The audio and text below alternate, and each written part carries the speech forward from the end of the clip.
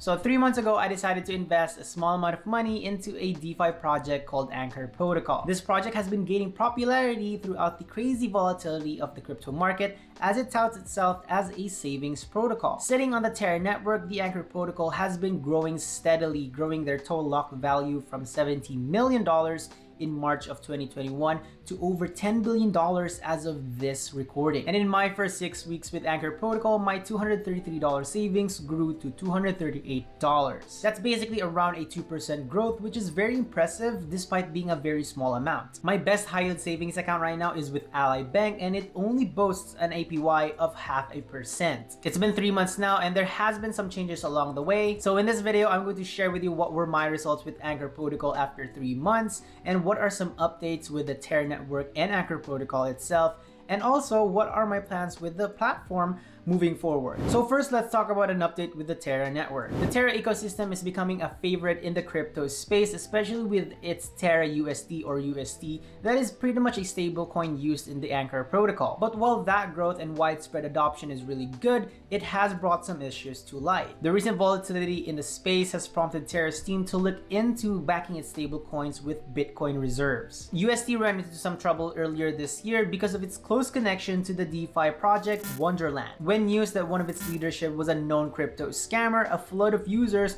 had caused enough to knock UST alongside another stablecoin called Magic Internet Money or meme off of its $1 peg. Since the developers didn't want this from happening again, they have decided to pad their USD values by adding Bitcoin to their reserves. Even though USD is supposed to be pegged to the US dollar, that's not really the case with Terra stablecoin. Its $1 value is closely related to the value of Luna because the two tokens have elastic total supplies that are joined to one another. Basically, if USD goes below $1, USD holders can burn their tokens to get rewarded with Luna. And conversely, if USD moves above $1, Luna holders can burn their tokens to mint new UST. With the Wonderland issue, it proved that the current process could not handle such events, and the depegging of UST resulted into a very rapid loss in value for Luna. In late February, the Terra team has raised $1 billion to help the ecosystem and bring stability to UST. As of today, Terra has plans to buy at least $10 billion of Bitcoin to act as UST reserves. According to Terra's founder, Do Kwon, the choice of Bitcoin over UST as a reserve is because the OG token is more attractive to hold for people and easier to use. So now let's talk about some Anchor Protocol updates. The first update that I have for you is basically all about the Anchor earn rate. Back at the beginning of March, a proposal was submitted titled Dynamic Earn Rate. The proposal basically suggests that as the protocol gains popularity, a semi-dynamic earn rate should reflect the success of the platform. As an example, if the yield reserve is growing, the earn rate could decrease, and if the yield reserve is falling, the rate could decrease.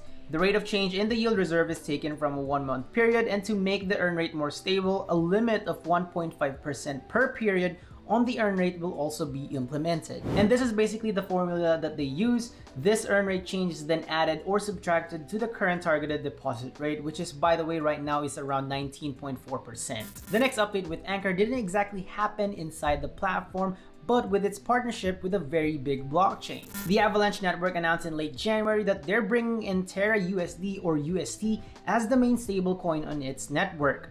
Through the Avalanche Rush program, they are trying to incentivize dApp developers on Avalanche to use USD over other stablecoins.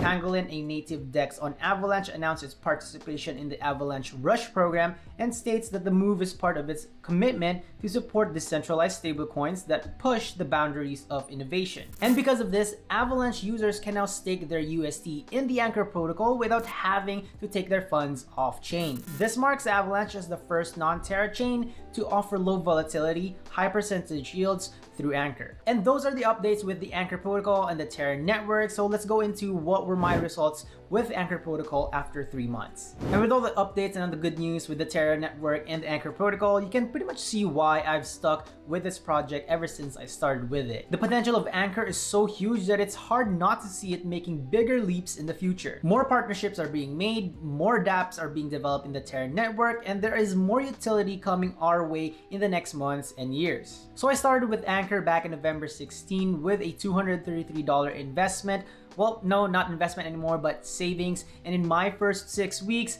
I received an interest income of $5. That is basically a 2% return. And recently in March 19th, I looked at my 3-month result with Anchor, and my $233 savings grew to $249.65. That is a 7.15% return in 3 months, and with my current savings amount, I am expected to earn 13 cents a day or $48.66 per year. So that is my result with Anchor, and here's the last part of this video, basically my plans with Anchor protocol moving forward. To be honest, I can only really say positive things about the Anchor protocol right now because it has been providing me with a consistent stream of interest income. I haven't really encountered any problems right now, so I plan to stay with Anchor for a very long time. And with the growth of the Terra network and its suite of new products, it only makes sense for me to stick with Anchor long term. So I'm thinking of at least starting with $50 every month, or at least whatever my budget allows me. That way I can grow my savings into the protocol while also riding on the growth of Terra and Anchor. With the way things are working out for me, I'm starting to move more of my assets into the crypto space.